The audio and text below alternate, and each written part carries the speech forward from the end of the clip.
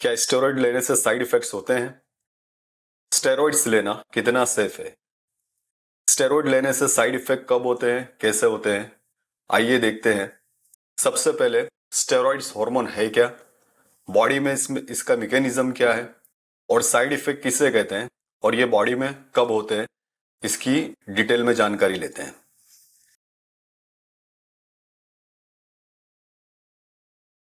पहले, अगर human body की बात की जाए तो ह्यूमन बॉडी खुद स्टेरॉइड्स हार्मोन बनाती है और ये अलग अलग तरह के होते हैं, जैसे कि estrogen, progesterone, testosterone, aldosterone, cortisol, calcitriol.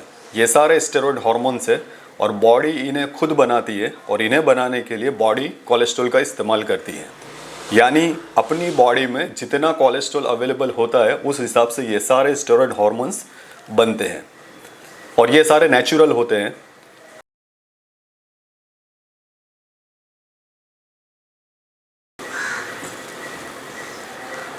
पर आज का जो टॉपिक है वो है synthetic steroid hormones. Synthetic steroid hormones लेना चाहिए या नहीं लेना चाहिए, इसके साइड इफेक्ट्स होते हैं या नहीं होते, आज अपने इस पर डिस्कशन कर रहे हैं। सिंथेटिक स्टेरॉइड हार्मोन्स उससे कहा जाता है जो लेबोरेटरी में तैयार किए जाते हैं और हार्मोन थेरेपी के तौर पे इसको यूज़ किया जाता है। और ख़ास करके बॉडी बिल्डिंग में जो स्टेरॉइड हार्मोन यूज़ किया जाता है उसका नाम है टेस्टोस्टेरोन।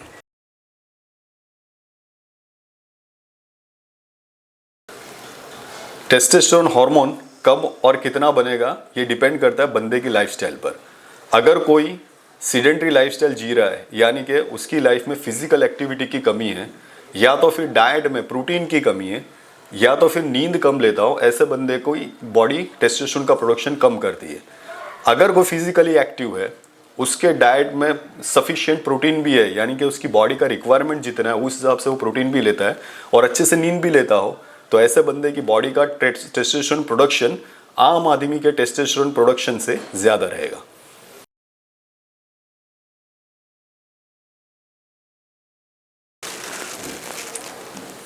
ह्यूमन बॉडी में टेस्टोस्टेरोन एक तो मसल बिल्डिंग का काम करता है, मतलब मसल्स को बढ़ाने का काम करता है। दूसरा एक और काम है उसका मूड रेगुलेशन का। आपका मूड जो बना रहता है वो भी टेस्टोस्टेरोन हार्मोन की वजह से ही होता है। तीसरा उसका काम है हड्डियों को मजबूत करना और चौथा काम है एंटी एजिंग इफेक्ट्स, यानी कि आपकी उम्र जितनी है उससे कम दिखाने का काम भी यही हार्मोन करता है।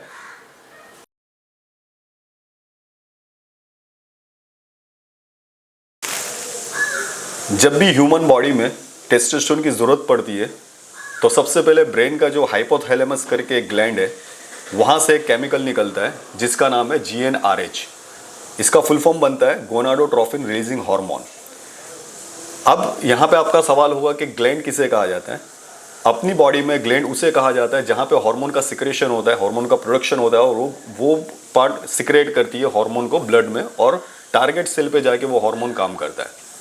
तो GnRH जो केमिकल है वो एंटीरियर पिट्यूटरी ग्लैंड पर जाके अटैच होता है और एंटीरियर पिट्यूटरी ग्लैंड एक दूसरी ग्लैंड है जो वहाँ पे ये केमिकल को रिसीव करके एक और केमिकल बनाती है जिसका नाम है LH। इसका फुल फॉर्म है ल्यूटेनाइजिंग हार्मोन। ये ल्यूटेनाइजिंग हार्मोन ब्लड स्ट्रीम में होते हुए मेल ह्यूमन बॉडी में टेस्टिकल के लेडिक सेल में एंटर होगा और फीमेल ह्यूमन बॉडी में ओवरीज में एंटर होगा, जहां पर जितना कोलेस्ट्रॉल अवेलेबल होता है उस कोलेस्ट्रॉल के हिसाब से ये टेस्टोस्टेरोन का प्रोडक्शन होता है। और जैसा ही टेस्टोस्टेरोन का प्रोडक्शन हुआ वो वापस से ब्लड स्ट्रीम में एंटर होता है और ब्लड स्ट्रीम से होते हुए टारगेट सेल पे जाके वहां पे मसल बिल्डिंग का काम करता है।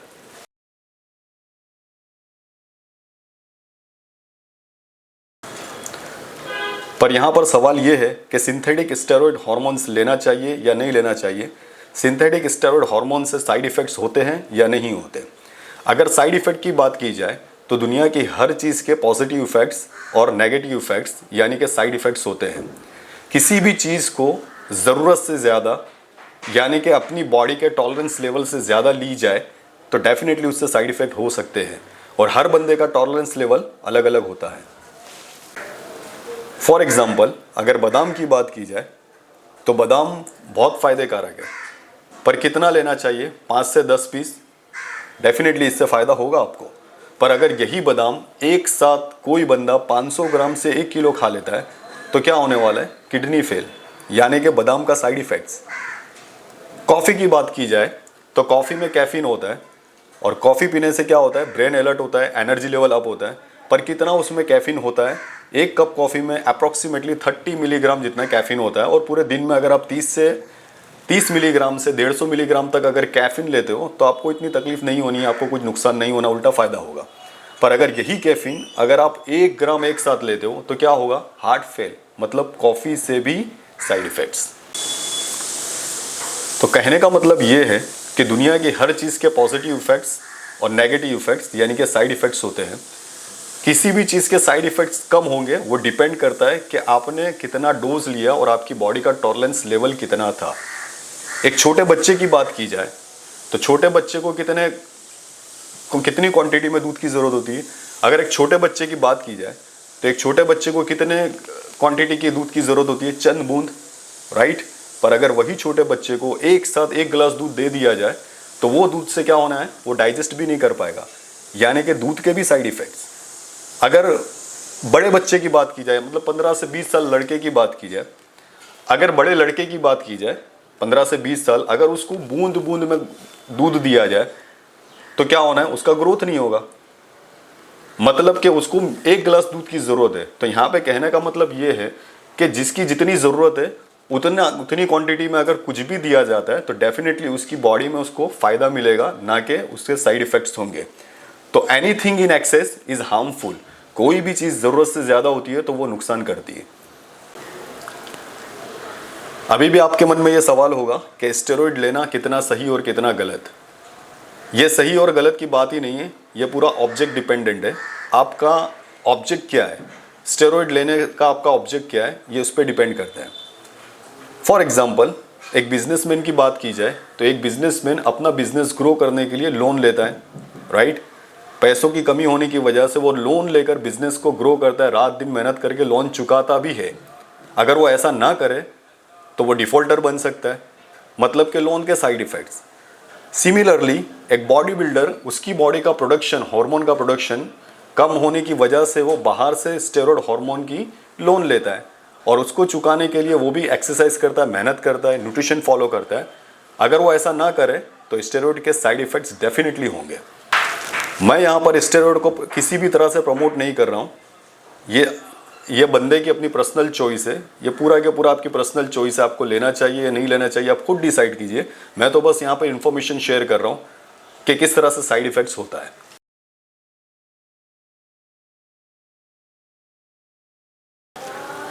पर हाँ, रैशनली अगर देखा जाए तो इसमें सही और गलत का सवाल ही नहीं बनता।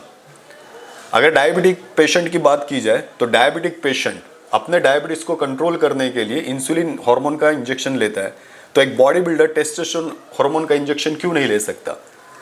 अब यहाँ पर कोई कह सकता है कि डायबिटिक पेशेंट अपनी बीमारी से बचने के लिए, डायबिटीज़ को कंट्रोल रखने के लिए इंसुलिन का इंजेक्शन ले रहा है, तो मैं कहूँगा एक बॉडी बिल्डर अपने हेल्थ को ग्रो करने के लिए इंजेक्शन ले रहा है। तो इसमें सही और गलत क्या है। अब कोई और कह सकता है कि डायबिटिक पेशेंट जो इंसुलिन हार्मोन का जो इंजेक्शन ले रहा है वो डॉक्टर, मतलब जो इसका एक्सपर्ट है, उसके सुपरविजन में ले रहा है। तो मैं कहूँगा एक बॉडी बिल्डर भी जो स्टेरॉइड हार्मोन का इंजेक्शन लेता है वो एंडोक्राइनोलॉजिस्ट, जो हार्मोन का जानकार है, एक्सपर्ट है, उसके सुपरविजन में, उसके कंसल्टेशन में वो भी इंजेक्शन ले रहा है। तो इसमें सही और गलत क्या है। अगर डायबिटिक पेशेंट इंसुलिन हार्मोन का इंजेक्शन ले रहा है और वो रैशनली अगर सही कहा जाता है, तो एक बॉडी बिल्डर अगर ले रहा है तो उसको क्रिटिक नहीं की जानी चाहिए, वो भी सही है, क्योंकि उसका ऑब्जेक्ट है, डायबिटिक पेशेंट का ऑब्जेक्ट है कि डायबिटीज को कंट्रोल रखना, और एक बॉडी बिल्डर का ऑब्जेक्ट है अपनी हेल्थ को ग्रो करना, अपने मसल्स को बिल्ड करना और ऑलवेज एंटी एजिंग इफेक्ट में रहना। तो इसमें सही और गलत का सवाल ही नहीं बनता, ये कंप्लीटली पर्सनल चॉइस बनती है। तो diabetes patient life time insulin hormone का इंजेक्शन लेता है, पर एक बॉडी बिल्डर स्टेरॉइड हार्मोन की साइकिलिंग करता है, मतलब 3 महीने लेगा, 4 महीने लेगा, फिर स्टॉप करेगा, अपनी बॉडी को रिकवर करेगा, फिर वापस से स्टार्ट करेगा। तो बॉडी बिल्डर की लाइफ में जो हार्मोन का इंजेक्शन होता है, स्टेरॉइड हार्मोन जो लेता है, वो स्टॉप एंड स्टार्ट साइकिल होती है, लेता है फिर स्टॉप करता है, लेता है फिर स्टॉप करता है। पर एक diabetic patient continuously life time insulin hormone का इंजेक्शन लेता है। तो देखा जाए बज़ाहिर के डायबिटिक पेशेंट पर बॉडी बिल्डर से ज़्यादा साइड इफ़ेक्ट्स होने के खतरे होते हैं, क्योंकि वो लगातार डेली बेसिस पे मरते दम तक वो इंसुलिन हार्मोन के इंजेक्शन लेगा। बॉडी बिल्डर ऐसा नहीं करता है, वो लेता है, कभी स्टॉप करता है, कभी शुरू करता है, कभी स्टॉप करता है। इस वजह से उसके ऊपर साइड इफेक्ट होने के खतरे भी कम होते हैं। पर ये सारी चीजें एक्सपर्ट के सुपरविजन में की जानी चाहिए, ना कि अपनी मर्जी से या कोई ऐसा बंदा चलता फिरता किसी से भी आप पूछ के इस तरह से गाइडलाइन ले सकते हो। तो it's completely your personal choice. I hope यहाँ पर जो भी इंफॉर्मेशन शेयर की गई है आपको पसंद आई होगी। इसी तरह की साइंटिफिक और लॉजिकल इंफॉर्मेशन के लिए मिलते हैं नेक्स्ट वीडियो में। Thank you.